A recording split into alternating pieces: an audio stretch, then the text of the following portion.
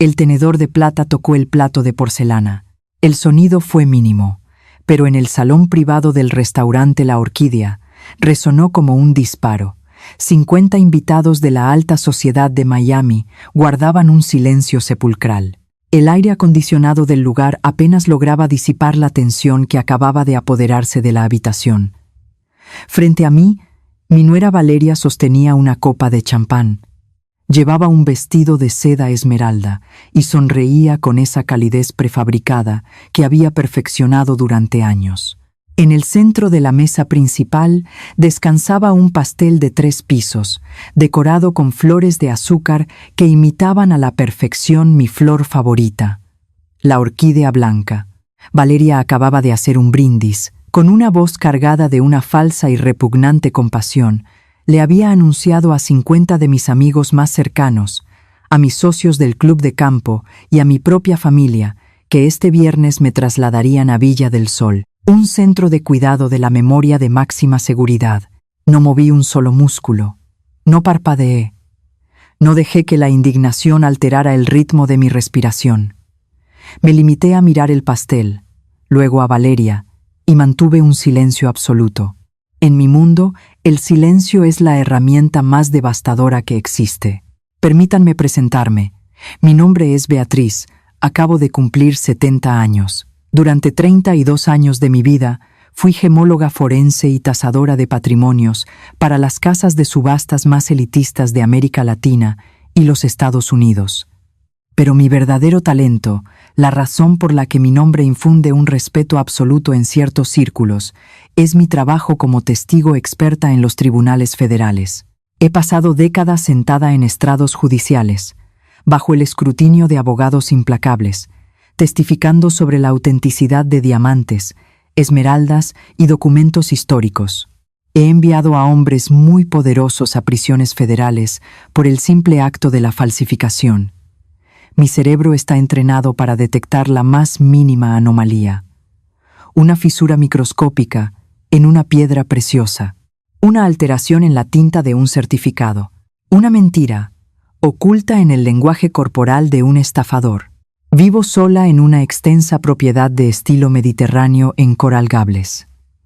Es una casa de techos altos, suelos de mármol frío y madera de caoba, rodeada de jardines impecables. La propiedad está completamente pagada y resguardada dentro de un fideicomiso ciego.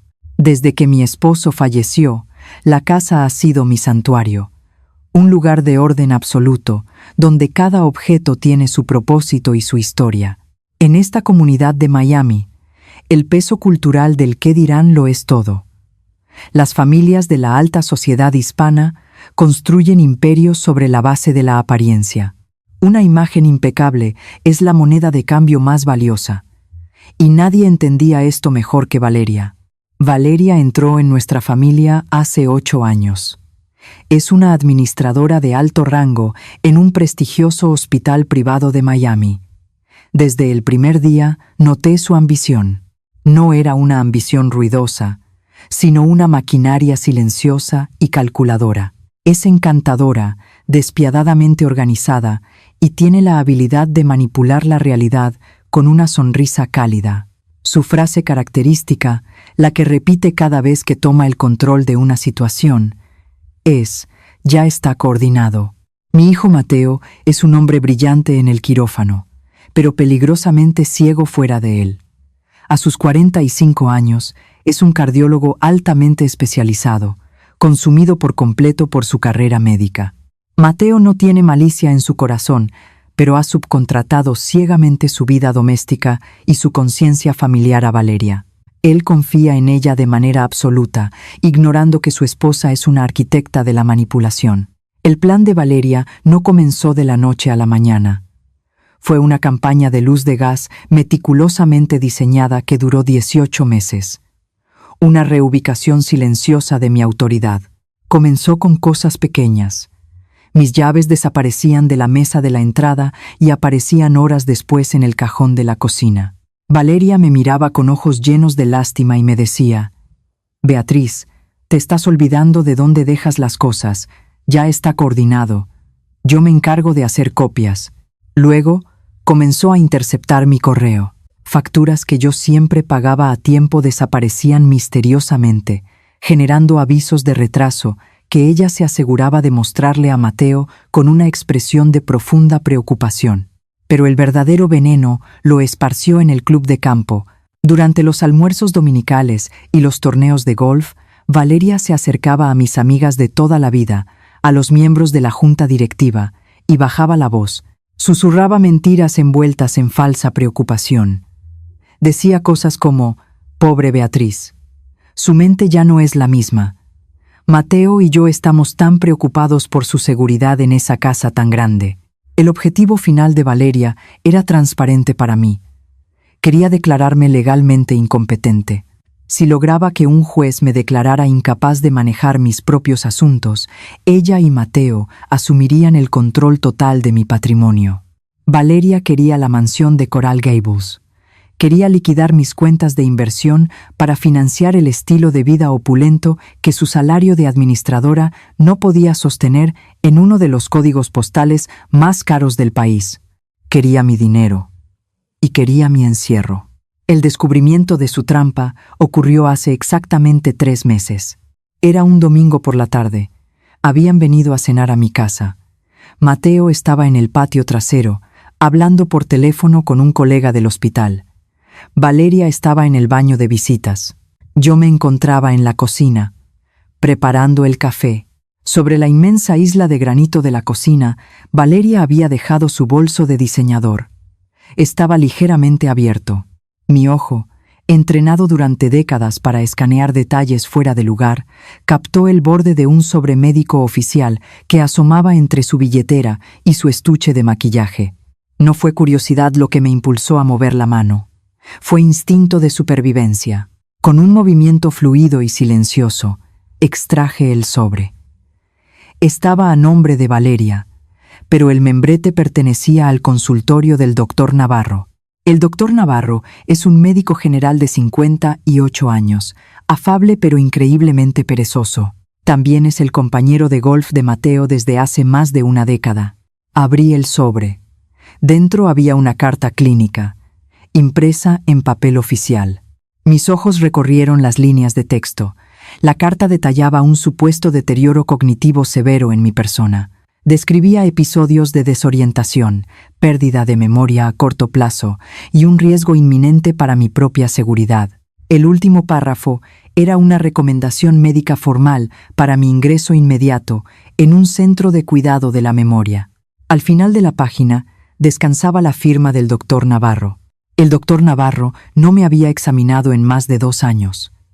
No me había hecho una sola pregunta, no me había tomado la presión arterial, ni mucho menos me había realizado una evaluación neurológica. Sentí un frío glacial recorrer mi espina dorsal. Valeria no solo estaba esparciendo rumores, había cruzado la línea hacia el fraude documental. Había utilizado la amistad del doctor Navarro con Mateo para conseguir papel membretado, o peor aún, había convencido al médico de firmar un documento en blanco por pura conveniencia. Escuché el agua del lavabo cerrarse en el baño de visitas. Valeria estaba a punto de salir. Con la precisión de un cirujano, memoricé la posición exacta del documento, lo deslicé de nuevo en el sobre y lo devolví al bolso de diseñador, dejándolo exactamente en el mismo ángulo en el que lo había encontrado. Cuando Valeria entró en la cocina, yo estaba vertiendo el café en las tazas de porcelana, con una expresión de absoluta serenidad. Esa noche, después de que se marcharon, no dormí. Me dirigí a mi estudio. Mi estudio es una habitación revestida de paneles de madera oscura, dominada por un escritorio de roble macizo y estanterías llenas de libros de gemología, derecho forense y tasación de arte. Encendí la lámpara de escritorio de luz blanca y fría, la misma que utilizo para examinar diamantes. Necesitaba autenticar la firma. Necesitaba separar lo genuino de lo falso. Fui a mis archivos médicos personales y extraje varias recetas y documentos antiguos que el doctor Navarro me había firmado años atrás, cuando aún era mi médico de cabecera. Coloqué los documentos genuinos sobre el escritorio. Luego, encendí mi computadora y accedí al portal de pacientes del hospital donde trabaja Valeria.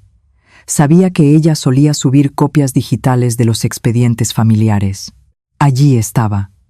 Un escaneo en alta resolución de la carta que había visto en su bolso. Valeria era tan arrogante que ya la había archivado en el sistema bajo mi perfil de paciente, preparándola para el asalto legal. Imprimí la carta de Valeria y la coloqué junto a las firmas genuinas del doctor Navarro. Tomé mi lupa de joyero, una lente de aumento de 10 aumentos con iluminación LED integrada, y me incliné sobre el papel. En el peritaje forense, una firma no se lee, se deconstruye. Se analiza la presión de la pluma, la velocidad del trazo, la inclinación de las letras y, sobre todo, la fluidez inconsciente del movimiento muscular. El doctor Navarro es un hombre zurdo. Su firma genuina tiene una inclinación natural hacia la izquierda, con una presión fuerte al inicio del trazo que se desvanece hacia el final. La letra N de su apellido siempre tiene un bucle inferior rápido y descuidado. Observé la firma en la carta de Valeria a través de la lupa. La inclinación era forzada. Había una ligera desviación en la línea base, como si la persona que sostenía el bolígrafo estuviera prestando demasiada atención a mantener las letras rectas. Pero la prueba definitiva estaba en el bucle de la letra N. En la firma falsa había un micro temblor en la curva superior del bucle, una marca de vacilación. El cerebro humano no puede replicar la memoria muscular de otra persona sin disminuir la velocidad del trazo. Esa lentitud microscópica deja depósitos de tinta ligeramente más oscuros en las curvas. Me recosté en mi silla de cuero. La conclusión era absoluta. El doctor Navarro no había firmado esa carta. Valeria la había falsificado. Valeria es una administradora de hospital. Tiene acceso a los membretes, tiene acceso a los sellos, y seguramente había practicado la firma del médico de su esposo durante semanas. Pero Valeria no es una falsificadora profesional, y cometió el error más grande de su vida al intentar engañar a una mujer que ha pasado 3 décadas destruyendo falsificaciones en tribunales federales. Fotografié la evidencia. Hice comparaciones lado a lado, marcando los puntos de divergencia con flechas rojas, tal como lo haría para un jurado. Guardé los archivos en 3 unidades de memoria encriptadas diferentes. A la mañana siguiente, me vestí con un traje sastre impecable y conduje mi automóvil hasta el centro de Miami. El bufete de abogados de Diego está ubicado en el piso 40 de un rascacielos de cristal con vista a la bahía de Biscayne. Diego es un abogado especializado en derecho de la vejez y planificación patrimonial. Tiene 52 años, viste trajes italianos hechos a medida y posee una mente legal tan afilada y cínica como la mía. Ha sido mi abogado durante 15 años. Me senté en la silla de cuero frente a su escritorio y le entregué la carpeta con mi análisis forense. Diego abrió la carpeta. Leyó la carta falsa. Luego revisó las fotografías ampliadas de las firmas y mi reporte de divergencias. No dijo una palabra durante 5 minutos. Solo se escuchaba el leve zumbido del aire acondicionado. Finalmente, cerró la carpeta, se quitó las gafas de lectura y me miró a los ojos. «Beatriz», dijo Diego con una voz grave y pausada. «Tu nuera es una mujer muy estúpida», asentí lentamente. «Lo sé. Pero quiero saber exactamente cómo va a intentar usar esto en mi contra y cómo vamos a destruirla». Diego se inclinó hacia adelante, entrelazando los dedos sobre el escritorio. Me explicó la lógica legal y cultural de lo que Valeria estaba intentando hacer. En el estado de la Florida, me explicó Diego, una simple nota de un médico general no es legalmente suficiente para forzar el ingreso de un adulto a un centro de cuidado de la memoria en contra de su voluntad. La ley exige una evaluación exhaustiva realizada por un psiquiatra geriátrico certificado por el Estado. Valeria sabe esto, continuó Diego. Ella es administradora de un hospital. Conoce los protocolos. Esta carta falsa del doctor Navarro no es para un juez. Es para tu hijo Mateo y para tu círculo social. La estrategia se volvió cristalina en mi mente. Valeria iba a usar la carta falsificada del mejor amigo de Mateo para convencer a mi hijo de que yo estaba perdiendo la razón. Iba a crear un espectáculo público, acorralándome frente a la alta sociedad de Coral Gables, utilizando la presión del qué dirán para obligarme a ceder. Si yo me resistía, parecería una anciana histérica y en negación. Si Mateo veía la firma de su colega y amigo, no la cuestionaría. ¿Cuál es nuestro movimiento, Diego?, pregunté, manteniendo mi voz completamente desprovista de emoción. Diego sonrió. Fue una sonrisa fría, la de un depredador que acaba de encontrar el rastro de su presa. «Vamos a dejar que construya su propia guillotina», dijo Diego. «No vamos a detenerla, no vamos a advertirle, vamos a dejar que organice su espectáculo, que haga sus anuncios y que se comprometa públicamente con su mentira. Pero antes de que eso ocurra, vamos a blindarte con un arma legal que no podrá perforar». Esa misma semana, Diego coordinó una cita confidencial para mí. Conduje hasta una clínica privada en un sector exclusivo de la ciudad. Allí conocí a la doctora Rojas. La doctora Rojas es una psiquiatra geriátrica de 55 años, certificada por el estado de la Florida para admisiones y evaluaciones de cuidado de la memoria. Es una mujer clínica, directa y absolutamente inmune a la manipulación emocional. Es el tipo de profesional que los tribunales utilizan para resolver disputas de herencias multimillonarias. Me sometí a una evaluación cognitiva agotadora que duró más de 4 horas. No fue un simple cuestionario, fue un interrogatorio neurológico profundo. La doctora Rojas evaluó mi memoria a corto y largo plazo, mi capacidad de razonamiento espacial, mi lógica matemática, mi fluidez verbal y mi capacidad para resolver problemas complejos bajo presión. Me hizo dibujar relojes, recordar secuencias numéricas inversas, analizar patrones abstractos y debatir sobre eventos históricos recientes. Respondí a cada pregunta con la precisión de un metrónomo. No titubeé, no dudé. Utilicé la misma concentración absoluta que empleo cuando examino un diamante de 5 quilates en busca de inclusiones microscópicas. Al finalizar la 4ª hora, la doctora Rojas apagó su grabadora de voz. Se sentó frente a mí, revisando los resultados impresos de las pruebas estandarizadas. «Beatriz», dijo la doctora Rojas, ajustándose las gafas. «Sus resultados no solo son normales, son excepcionales. Ha puntuado en el percentil 90 y 7 para su grupo de edad. Su función cognitiva es superior a la de muchos adultos de 40 años. Usted tiene una mente brillante y una capacidad de retención impecable». Redactó un informe médico oficial, detallando cada prueba, cada resultado y su conclusión profesional innegable de que yo estaba en plena y absoluta posesión de mis facultades mentales. Firmó el documento con su pluma estilográfica, estampó su sello de certificación estatal y lo guardó dentro de un sobre de manila grueso. Selló el sobre frente a mí. Ese sobre de manila se convirtió en mi arma. Era la antítesis de la falsificación de Valeria. Era la verdad absoluta, certificada por la máxima autoridad médica del Estado, lista para ser detonada en el momento exacto. Durante los siguientes 2 meses, observé a Valeria trabajar. La observé organizar mi fiesta de cumpleaños número 70. La vi reservar el salón privado en el restaurante La Orquídea. La escuché hablar por teléfono con los floristas, con los músicos, asegurándose de que cada detalle fuera perfecto. «Ya está coordinado», decía constantemente, con esa sonrisa venenosa. La vi invitar a Carmen, mi mejor amiga y directora jubilada de una escuela preparatoria de élite en Miami. Carmen es una mujer de 68 años, con un aura de autoridad tan imponente que puede exigir silencio absoluto en una habitación con solo levantar una ceja. Valeria la invitó pensando que Carmen sería una espectadora más de mi supuesta decadencia. La vi manipular a Mateo, convenciéndolo de que la fiesta sería el momento ideal para hacer una intervención amorosa. Yo no dije nada. Seguí mi rutina. Fui al club de campo.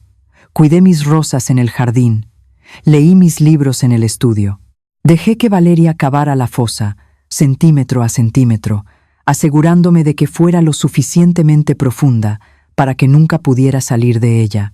Y así llegamos a la mañana de la fiesta. Me desperté a las 5 de la mañana. La casa estaba sumida en un silencio perfecto.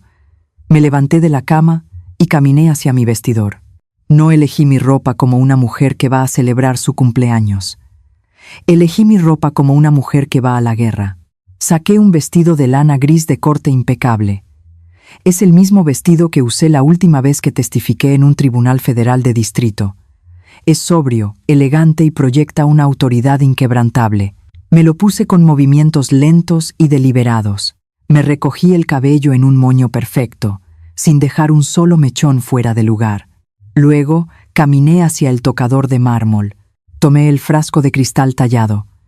Mi perfume característico, orquídea blanca. Rocié el perfume en mis muñecas y en mi cuello. El aroma floral, frío y penetrante, llenó el aire.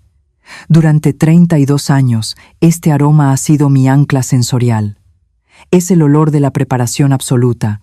Es el olor que perciben los abogados defensores justo antes de que yo destruya sus casos en el estrado. Tomé mi bolso de cuero negro.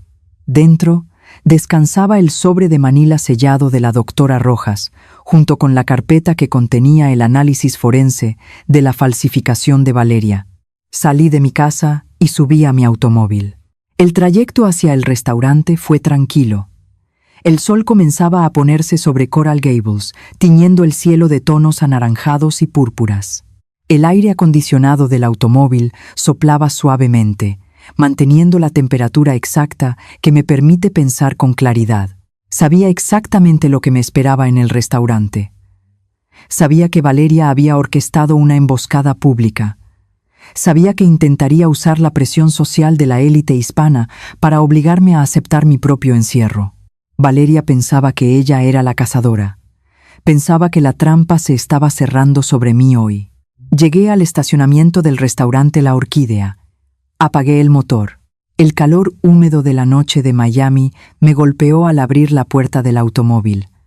Respiré profundamente, llenando mis pulmones con el aire pesado y el aroma de mi propio perfume. Una sonrisa fría, desprovista de cualquier alegría, se dibujó en mis labios. El tribunal está ahora en sesión, y la abogada de la parte contraria no tiene la menor idea de que está a punto de ser absolutamente destruida. Caminé hacia la entrada del restaurante, mis tacones resonando sobre el pavimento con un ritmo constante y letal. El maitre me recibió con una reverencia y me guió hacia el salón privado. Al entrar, la dinámica social era exactamente la que había anticipado. El calor húmedo de la noche de Miami me golpeó al abrir la puerta del automóvil. Respiré profundamente, llenando mis pulmones con el aire pesado y el aroma de mi propio perfume. Una sonrisa fría, desprovista de cualquier alegría, se dibujó en mis labios. El tribunal está ahora en sesión. Y la abogada de la parte contraria no tiene la menor idea de que está a punto de ser absolutamente destruida. Caminé hacia la entrada del restaurante, mis tacones resonando sobre el pavimento con un ritmo constante y letal. El maitre me recibió con una reverencia y me guió hacia el salón privado. Al entrar, la dinámica social era exactamente la que había anticipado. El salón privado de La Orquídea es un espacio diseñado para la opulencia discreta. Las paredes están revestidas de caoba oscura, iluminadas por candelabros de cristal que proyectan una luz ámbar y cálida. Las mesas estaban cubiertas con manteles de lino blanco impecable, y el sonido de las copas de cristal chocando suavemente creaba una melodía de falsa armonía. Había 50 personas en la habitación, la élite de Coral Gables. Estaban los miembros de la junta directiva de mi club de campo. Estaban los cirujanos colegas de mi hijo Mateo. Estaban mis amigas de toda la vida, mujeres con las que he compartido décadas de confidencias y eventos de caridad. Y en el centro de todo, moviéndose como una araña, tejiendo una red invisible, estaba Valeria. Me detuve en el umbral por un momento, observándola. Llevaba su vestido de seda esmeralda. Su cabello estaba perfectamente peinado, cayendo en ondas calculadas sobre sus hombros. La observé acercarse a la mesa de los Mendoza, una de las familias más influyentes de nuestra comunidad. Vi cómo Valeria inclinaba la cabeza, cómo su rostro adoptaba una expresión de tristeza ensayada. Vi cómo colocaba una mano sobre el hombro de la señora Mendoza y susurraba algo al oído. No necesitaba escuchar las palabras para saber qué estaba diciendo. Estaba plantando las últimas semillas de su narrativa. Estaba preparando a la audiencia para el gran anuncio. Caminé hacia mi asiento en la mesa principal. Mateo se levantó de inmediato para apartar mi silla. Mi hijo lucía cansado, con las sombras habituales bajo los ojos que delatan a un hombre que pasa 12 horas al día en un quirófano. Pero al mirarme, sus ojos se llenaron de un afecto genuino. Me besó en la mejilla y me dijo lo hermosa que me veía. Mateo no tenía idea del matadero en el que estaba sentado. A mi derecha se encontraba Carmen, mi mejor amiga durante los últimos 40 años. Carmen, la exdirectora de la escuela preparatoria más exclusiva de Miami. Llevaba un traje sastre azul marino y un collar de perlas auténticas que yo misma le había tasado hace 2 décadas. Carmen me miró a los ojos. Su mirada era aguda, penetrante. Ella había notado los susurros de Valeria. Había notado la tensión antinatural en el ambiente. Carmen no dijo nada, pero asintió levemente hacia mí. Ella sabía que algo estaba fuera de lugar y estaba esperando mi señal. La cena transcurrió con una normalidad asfixiante. Se sirvieron los aperitivos, luego el plato principal. El vino fluyó, aflojando las lenguas y elevando el volumen de las conversaciones. Yo comí despacio, saboreando cada bocado con la tranquilidad de quien conoce el final de la obra antes de que se levante el telón. Cuando los platos fueron retirados, Mateo se puso de pie y golpeó suavemente su copa con un tenedor. El salón se quedó en silencio. Mateo me miró con una sonrisa nerviosa y comenzó su brindis. Habló de mi fuerza. Habló de cómo había mantenido unida a la familia después de la muerte de su padre. Habló de mi carrera, de mi brillantez, de las veces que me había visto prepararme para testificar en los tribunales federales. Dijo que yo era su brújula moral, la mujer más inteligente que jamás había conocido. Sus palabras eran hermosas, eran sinceras, y eran la prueba absoluta de su ceguera. Mientras Mateo hablaba, Valeria estaba de pie a su lado. Mantenía una mano apoyada en la espalda de mi hijo, interpretando el papel de la esposa devota y el pilar de apoyo. Pero sus ojos no mostraban amor.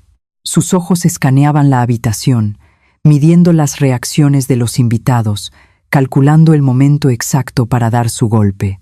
Mateo levantó su copa, brindó por mis 70 años y se sentó bajo una ronda de aplausos cálidos. Fue entonces cuando las puertas de la cocina se abrieron. 2 camareros entraron empujando un carrito de servicio. Sobre él descansaba el pastel. Era una creación de 3 pisos, cubierta de un glaseado blanco inmaculado. Cascadas de orquídeas blancas, moldeadas en azúcar con un realismo asombroso, descendían por los bordes. Era una obra de arte. Era el escenario perfecto para una ejecución pública. Los camareros colocaron el pastel en el centro de nuestra mesa. Valeria no se sentó. En lugar de eso, tomó su propia copa de champán y dio un paso al frente. La habitación, que apenas comenzaba a reanudar sus conversaciones, volvió a sumirse en el silencio. Valeria tiene esa habilidad. Sabe cómo capturar la atención de una sala utilizando una mezcla de encanto y autoridad fabricada. Gracias a todos por estar aquí esta noche, comenzó Valeria. Su voz era suave, modulada a la perfección para proyectar vulnerabilidad. Significa el mundo para Mateo, y para mí ver a tanta gente que ama a Beatriz reunida en esta habitación. Como Mateo acaba de decir, Beatriz ha sido una fuerza de la naturaleza, una mujer brillante, independiente y formidable. Valeria hizo una pausa. Bajó la mirada por un segundo, un gesto teatral de dolor contenido, antes de volver a mirar a la audiencia. Pero el tiempo es implacable, continuó Valeria, y su tono se volvió más grave, más íntimo, como si estuviera compartiendo un secreto doloroso con 50 personas a la vez. En los últimos meses, nuestra familia ha estado enfrentando una realidad muy difícil. Una realidad que muchos de ustedes, en privado, han notado y compartido con nosotros. La salud de nuestra querida Beatriz ha comenzado a desvanecerse. Su mente, que alguna vez fue tan aguda, Ahora necesita un nivel de cuidado y protección que nosotros, por mucho que la amemos, ya no podemos brindarle en su hogar. Escuché un leve murmullo en la habitación. Vi a la señora Mendoza llevarse una mano al pecho. Vi miradas de lástima dirigidas hacia mí. La narrativa de Valeria estaba funcionando a la perfección. Estaba utilizando el peso cultural de nuestra sociedad, la idea de que la familia debe proteger a sus mayores, para enmascarar su robo.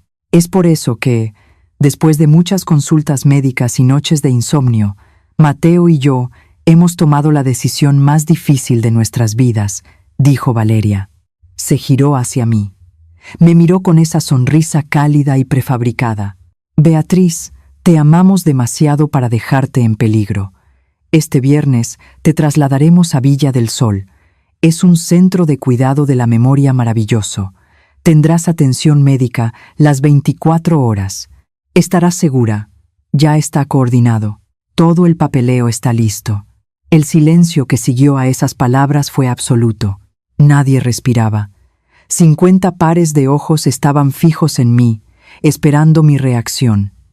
Esperaban lágrimas. Esperaban negación. Esperaban el colapso de una anciana que finalmente se enfrenta a su propia decadencia. El tenedor de plata tocó el plato de porcelana. Ese fue el único sonido que hice. No moví un solo músculo. No parpadeé. No dejé que la indignación alterara el ritmo de mi respiración. Me limité a mirar el pastel, luego a Valeria, y mantuve un silencio absoluto. En mi mundo, en los tribunales federales, el silencio es la herramienta más devastadora que existe.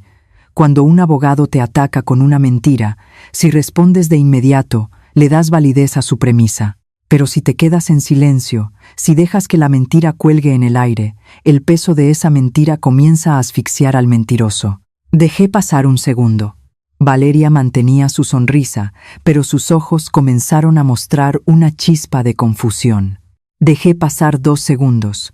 Mateo me miraba, con el rostro pálido, esperando que yo dijera algo, que aceptara mi destino con gracia. Dejé pasar 3 segundos. La sonrisa de Valeria comenzó a temblar en las comisuras. La presión del silencio en la habitación se estaba volviendo insoportable. Al 4.º segundo, hablé. Mi voz no fue un grito, no fue un susurro. Fue el tono exacto, frío y resonante, que utilizo cuando le explico a un juez por qué un diamante de $1 millón es, en realidad, un trozo de vidrio sin valor. Gracias, Valeria, dije, manteniendo el contacto visual absoluto con ella, pero no iré a ninguna parte. La máscara de Valeria se resquebrajó. El encanto fabricado desapareció, reemplazado por un destello de pánico y rabia. Había esperado resistencia en privado, pero no un rechazo tan gélido y absoluto frente a toda la alta sociedad de Coral Gables. Beatriz, por favor, dijo Valeria, elevando un poco el volumen de su voz, intentando recuperar el control de la narrativa. Sabemos que esto es difícil de aceptar, es parte de la condición, pero tenemos que pensar en tu seguridad. Tenemos la recomendación médica. El doctor Navarro fue muy claro en su evaluación. Lanzó el nombre del médico como si fuera una carta de triunfo. Pensó que mencionar al mejor amigo de Mateo sellaría mi destino. Me incliné ligeramente hacia adelante, apoyando mis manos sobre la mesa. Sé exactamente lo que dice la carta del doctor Navarro, respondí. Mi voz cortó el aire de la habitación como un bisturí. La he leído, Valeria.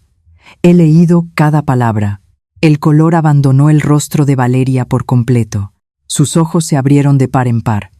El pánico puro, crudo y animal se apoderó de ella. En ese instante microscópico, Valeria comprendió que yo lo sabía todo. Comprendió que su bolso abierto en la isla de la cocina no había sido un descuido sin consecuencias. Comprendió que había intentado estafar a una mujer que había pasado su vida entera destruyendo estafadores. 18 meses de manipulación cuidadosa. 18 meses de luz de gas, de correos interceptados, de susurros venenosos en el club de campo.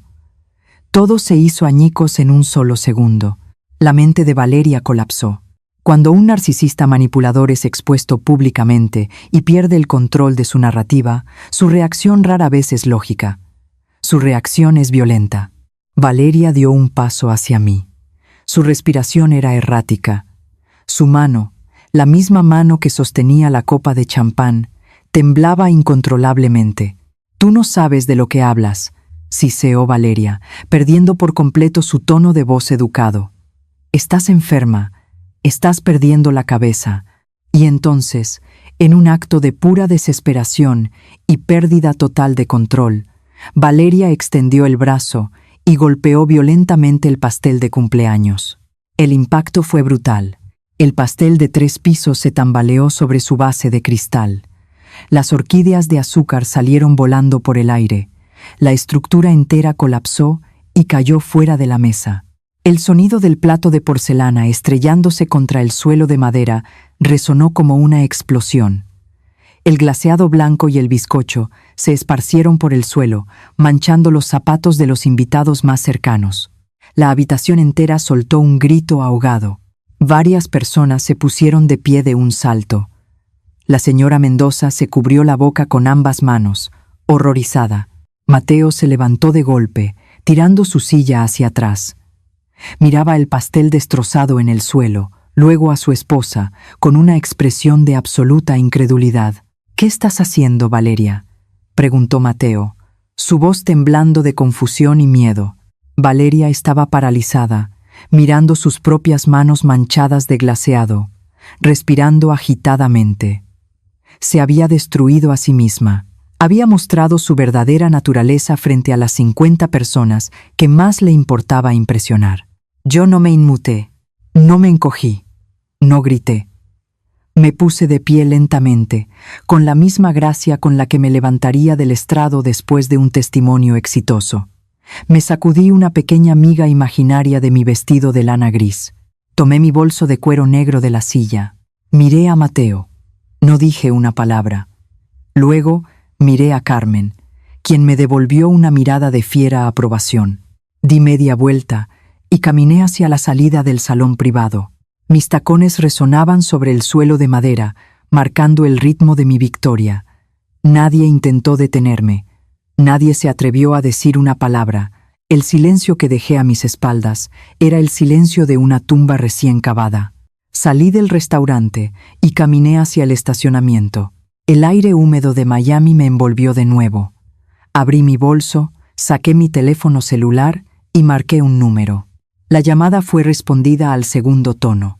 «Doctora Rojas», dije, mi voz perfectamente calmada. «Señora Beatriz», respondió la psiquiatra. Su voz era tan clínica y profesional como siempre. «Es el momento», dije. «Estoy a 15 minutos de distancia», respondió la doctora Rojas. «Acabo de salir de la conferencia médica. Llevo el documento conmigo. La esperaré adentro», dije, y colgué. Me quedé en el estacionamiento durante 3 minutos exactos. Dejé que la brisa nocturna enfriara mi rostro. Dejé que el aroma de mi perfume, la orquídea blanca, me centrara por completo. El trabajo de demolición había comenzado, pero la estructura aún no había colapsado por completo. Faltaba el golpe final. Faltaba la autenticación. Volví a entrar al restaurante. Caminé por el pasillo y me detuve en la puerta del salón privado. La escena en el interior era de un caos paralizado. El pastel seguía en el suelo. Nadie se había atrevido a llamar al personal de limpieza. Los invitados estaban agrupados en pequeños círculos, susurrando frenéticamente, lanzando miradas aterrorizadas hacia la mesa principal. Valeria estaba sentada en una silla, con el rostro entre las manos, llorando. Pero no eran lágrimas de arrepentimiento. Eran las lágrimas de un animal acorralado que intenta desesperadamente generar simpatía. Mateo estaba de pie junto a ella, luciendo como un hombre que acaba de sobrevivir a un accidente automovilístico y aún no comprende la gravedad de sus heridas. Entré al salón. El murmullo cesó de inmediato. Todos los ojos se volvieron hacia mí. Caminé de regreso a mi asiento, esquivando los restos del pastel en el suelo, y me senté. Coloqué mi bolso de cuero negro sobre la mesa, justo frente a mí. Mateo me miró, con los ojos llenos de lágrimas contenidas. «Mamá», dijo Mateo, su voz quebrándose. «Mamá, por favor, ¿qué está pasando? Valeria dice que encontraste la carta del doctor Navarro. Ella dice que estás confundida, que estás paranoica. Lo miré con una profunda tristeza. Mi hijo, mi brillante y ciego hijo. Mantén la calma, Mateo, le dije, mi voz suave pero cargada de una autoridad inquebrantable. Siéntate. Viene algo que será muy difícil para ti. Necesito que seas fuerte. Valeria levantó la cabeza. Su rostro estaba manchado de rímel. No la escuches, Mateo, gritó Valeria, su voz aguda y desesperada. Está enferma. El doctor Navarro lo confirmó. Tenemos que llamar al centro médico ahora mismo. Tenemos que internarla esta noche por su propia seguridad. Mateo miró a su esposa. Luego me miró a mí. La disonancia cognitiva estaba destrozando su mente. El hombre de ciencia, el cardiólogo que basaba su vida en evidencias y diagnósticos, estaba atrapado entre la mujer que amaba y la madre que lo había criado. Mateo, dije, señalando su bolsillo. Saca tu teléfono. Mateo parpadeó, confundido. Saca tu teléfono, repetí. Escríbele un mensaje de texto al doctor Navarro. Pregúntale, exactamente con estas palabras, si él firmó una orden de ingreso a cuidado de la memoria para tu madre el mes pasado. Valeria se puso de pie de un salto. No, gritó Valeria, extendiendo la mano para agarrar el brazo de Mateo. No lo molestes. Es tarde. Mateo, vámonos de aquí, te lo ruego. La desesperación en la voz de Valeria fue el catalizador que Mateo necesitaba. Mateo apartó el brazo del agarre de su esposa. Su rostro se endureció. Por primera vez en 8 años, el velo de la ignorancia comenzó a levantarse de sus ojos. Sacó su teléfono celular. Sus dedos temblaban ligeramente mientras abría la aplicación de mensajes. Escribió el texto. Lo vi presionar el botón de enviar. El tiempo se detuvo en el salón privado de la Orquídea. Fueron los minutos más largos de la noche. Nadie hablaba. El único sonido era la respiración agitada de Valeria y el zumbido distante del aire acondicionado. 50 personas observaban a un hombre sostener un teléfono celular, esperando un veredicto. Pasaron 3 minutos. Luego, 4. De repente, el teléfono de Mateo emitió un sonido agudo. Un mensaje nuevo. Mateo bajó la mirada hacia la pantalla. Observé su rostro. Vi el momento exacto en que su realidad se fracturó. El color abandonó su piel, dejándolo con una palidez cadavérica. Sus ojos se abrieron, leyendo el mensaje una y otra vez, como si su cerebro se negara a procesar las palabras. Sus labios se separaron, pero no salió ningún sonido. ¿Qué dice Mateo?, preguntó Carmen desde el otro lado de la mesa.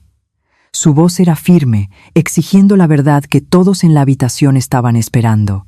Mateo levantó la vista. Miró a Valeria. No había ira en sus ojos.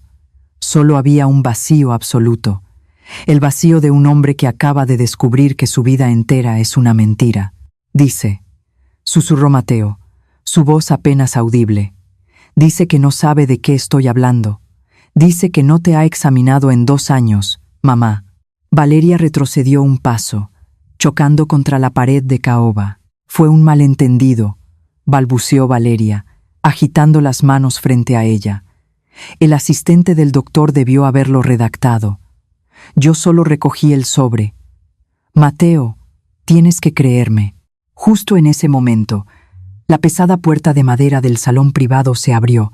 La figura que entró en la habitación no pertenecía a la alta sociedad de Coral Gables. No llevaba vestidos de seda ni joyas ostentosas. La doctora Rojas llevaba un traje sastre negro, gafas de montura de care y una expresión de absoluta severidad clínica. En su mano derecha sostenía un grueso sobre de manila sellado. Caminó hacia la mesa principal con pasos firmes y decididos. El maitre intentó detenerla en la puerta, pero una sola mirada de la psiquiatra fue suficiente para que el hombre retrocediera. La doctora Rojas se detuvo frente a la mesa. Miró el pastel destrozado en el... Buenas noches, dijo la doctora Rojas. Su voz era fuerte, clara, y resonaba en cada rincón de la habitación. Mi nombre es doctora Elena Rojas. Soy psiquiatra geriátrica. certificada por la Junta Médica del Estado de la Florida y evaluadora autorizada por el Tribunal para Admisiones de Cuidado de la Memoria. El silencio en la habitación se volvió aún más denso. La presencia de una autoridad médica estatal en una fiesta de la alta sociedad era un evento sin precedentes. Fui contactada hace 2 meses por el equipo legal de la señora Beatriz, continuó la doctora Rojas, abriendo el sobre de Manila. Se me solicitó realizar una evaluación cognitiva exhaustiva e independiente, debido a sospechas de fraude médico y abuso financiero por parte de un miembro de su familia. La doctora Rojas sacó un fajo de documentos impresos en papel oficial del Estado. Sometí a la señora Beatriz a una batería de pruebas neurológicas y cognitivas que duró más de 4 horas, explicó la psiquiatra, dirigiéndose ahora a toda la habitación. Evalué su memoria a corto y largo plazo, su razonamiento espacial, su lógica ejecutiva y su capacidad de retención. La doctora Rojas hizo una pausa, asegurándose de que cada persona en la sala estuviera prestando absoluta atención. Los resultados son concluyentes y están certificados ante notario, declaró. La señora Beatriz posee una función cognitiva que se encuentra en el percentil 97. Su mente es superior a la de la mayoría de los adultos de la mitad de su edad. No existe absolutamente ningún indicador de deterioro cognitivo, demencia o necesidad de cuidado asistido. Cualquier documento médico que afirme lo contrario es, desde un punto de vista clínico y legal, una fabricación absoluta. La doctora Rojas se giró hacia Mateo. «Doctor Mateo», dijo ella, utilizando su título profesional para establecer una conexión de colega a colega. «Entiendo que a usted se le presentó una carta supuestamente firmada por el doctor Navarro». Mateo asintió lentamente, incapaz de hablar. La doctora Rojas metió la mano en el sobre de Manila una vez más. Esta vez sacó la carpeta que yo le había entregado a Diego, mi abogado. La carpeta que contenía mi análisis forense. La doctora Rojas colocó la carpeta sobre la mesa, justo frente a Mateo, y la abrió. Como médico, usted sabe que la falsificación de un diagnóstico clínico para forzar el encierro de un individuo competente es un delito grave, dijo la doctora Rojas. La señora Beatriz, utilizando su experiencia de 3 décadas como perito forense, ha realizado un análisis comparativo de la firma en esa carta. Mateo bajó la mirada hacia la carpeta. Allí estaban las fotografías ampliadas, las flechas rojas señalando las divergencias, el microtemblor en el bucle de la letra N, la desviación de la línea base. Mateo es un cirujano. Su vida depende de la observación de detalles microscópicos. No necesitó más de 5 segundos para ver la verdad. Conocía la firma de su amigo Navarro y sabía, con una certeza absoluta y devastadora, que la firma en la carta de Valeria era falsa. El colapso de mi hijo no fue ruidoso. Fue una implosión silenciosa. Mateo dejó caer el teléfono celular sobre la mesa. Sus piernas cedieron. Cayó de rodillas sobre el suelo de madera, justo al lado de los restos del pastel de cumpleaños. Se cubrió el rostro con ambas manos y comenzó a llorar. No eran los sollozos de un niño. Era el llanto profundo y desgarrador de un hombre adulto que acaba de darse cuenta de que ha estado durmiendo junto a un monstruo durante 8 años. Lloraba por su propia ceguera. Lloraba por el peligro en el que había puesto a su propia madre. Valeria lo miró desde la pared. Su rostro era una máscara de terror absoluto. «Mateo», susurró Valeria, dando un paso vacilante hacia él. «Mateo, mi amor, por favor. Lo hice por nosotros. Lo hice porque ella nos controla. Lo hice por nuestro futuro». Fue entonces cuando Carmen se puso de pie. El movimiento de mi amiga fue tan repentino y cargado de autoridad que Valeria se detuvo en seco. Carmen se irguió en toda su estatura. A sus 68 años poseía una presencia que podía intimidar a políticos y empresarios. Miró a Valeria con un desprecio tan puro y destilado que casi se podía sentir la temperatura de la habitación descender. «No te atrevas a pronunciar una palabra más», dijo Carmen. Su voz no era un grito, era un látigo. Valeria abrió la boca, pero Carmen no se lo permitió. «Eres una vergüenza», continuó Carmen, su voz resonando en el salón privado. Entraste en esta familia, te sentaste en nuestras mesas, bebiste nuestro vino, y todo el tiempo estabas conspirando para encerrar a una de las mujeres más brillantes y honorables de esta ciudad. Pensaste que éramos estúpidos. Pensaste que podías usar nuestra preocupación para robar el patrimonio de Beatriz. Carmen señaló hacia la puerta. Mírate, dijo Carmen, con una repugnancia absoluta. Eres una falsificadora barata. Eres una estafadora que intentó jugar en una liga que no comprende. No eres nada en esta ciudad, Valeria. Y a partir de esta noche no existes para ninguno de nosotros. El aniquilamiento social fue total. Valeria miró a su alrededor. Buscó los rostros de la señora Mendoza, de los colegas de Mateo, de las personas que había intentado manipular durante 18 meses. Solo encontró miradas de asco, de condena y de repulsión. Había sido despojada de su estatus, de su matrimonio y de su dignidad en menos de 10 minutos. La doctora Rojas dio un paso al frente, entregando el golpe de gracia legal. «Señora Valeria», dijo la psiquiatra, con un tono gélido, «como profesional médica certificada por el Estado, soy una informante obligatoria bajo la ley de la Florida. Esta noche he presentado un informe formal ante los Servicios de Protección para Adultos y ante la oficina del fiscal del distrito. Se han presentado cargos formales por intento de fraude, falsificación de documentos médicos y abuso de ancianos. Las autoridades la contactarán mañana por la mañana. Le sugiero que consiga un abogado penalista». Valeria no dijo nada. Miró a Mateo, que seguía de rodillas en el suelo, llorando sin mirarla. Me miró a mí, sentada en mi silla, inamovible, intocable, respirando el aroma de la orquídea blanca. Valeria se dio la vuelta. Agarró su bolso de diseñador, el mismo bolso donde había cometido el error de dejar la evidencia, y corrió hacia la puerta. El sonido de sus tacones resonó por el pasillo, alejándose rápidamente hasta que desapareció por completo. Huyó hacia la noche de Miami, dejando atrás las ruinas de la vida que había intentado robar. El salón privado quedó sumido en un silencio profundo y exhausto. Nadie se movió durante un largo minuto. La tensión se disipaba lentamente, dejando a su paso una sensación de incredulidad y alivio. Me levanté de mi silla. Caminé hacia Mateo. Me arrodillé a su lado, sin importarme que mi vestido de lana gris rozara el glaseado del suelo. Puse mis manos sobre sus hombros. Mateo levantó la vista, con el rostro empapado en lágrimas. «Lo siento, mamá», sollozó Mateo, su voz rota por la culpa. «Fui un ciego, fui un estúpido. Perdóname». Lo abracé. Lo abracé con la fuerza de una madre que acaba de rescatar a su hijo de un edificio en llamas. «Ya pasó, Mateo», le susurré al oído. «Ya pasó. Estás a salvo. Estamos a salvo». Me ayudó a ponerme de pie. Los invitados comenzaron a acercarse, ofreciendo disculpas en voz baja, expresando su apoyo, intentando procesar la magnitud de lo que acababan de presenciar. En ese momento, las puertas de la cocina se abrieron tímidamente.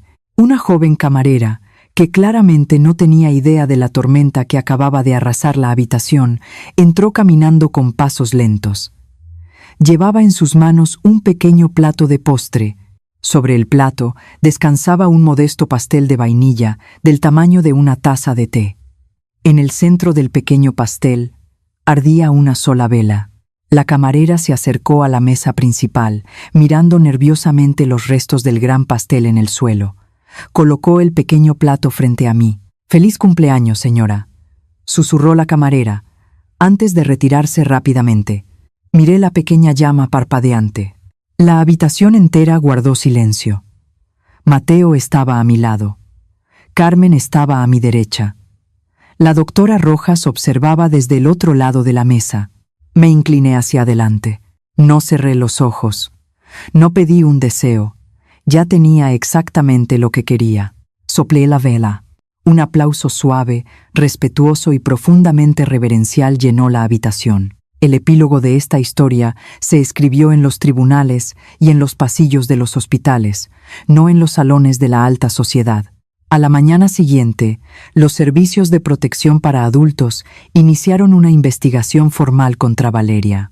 Su hospital, al enterarse de los cargos de falsificación de documentos médicos, la suspendió de inmediato sin goce de sueldo. 6 semanas después, fue despedida. El doctor Navarro no escapó a las consecuencias de su pereza. Aunque afirmó no haber firmado la carta, la Junta Médica del Estado abrió una investigación sobre sus prácticas de mantenimiento de registros y su negligencia al permitir que recetas en blanco y papel membretado cayeran en manos de terceros. Su reputación en Coral Gables quedó arruinada y su consultorio perdió a la mitad de sus pacientes en menos de un mes. Mateo solicitó el divorcio esa misma semana. Fue un proceso rápido y despiadado. Valeria, enfrentando cargos penales y sin ingresos, no tuvo el capital ni la credibilidad para pelear en la corte de familia. Mateo se mudó temporalmente a la habitación de invitados de mi casa. Nuestra relación se está reconstruyendo lentamente. Mateo pasa menos horas en el hospital y más horas en el jardín de la casa, aprendiendo a estar presente, aprendiendo a observar los detalles que antes ignoraba. La culpa lo acompañará durante mucho tiempo, pero es una culpa que lo hará un hombre más sabio. En cuanto a mí, sigo viviendo en mi extensa propiedad de estilo mediterráneo. La casa sigue estando completamente pagada y resguardada en su fideicomiso ciego. Mis jardines siguen impecables.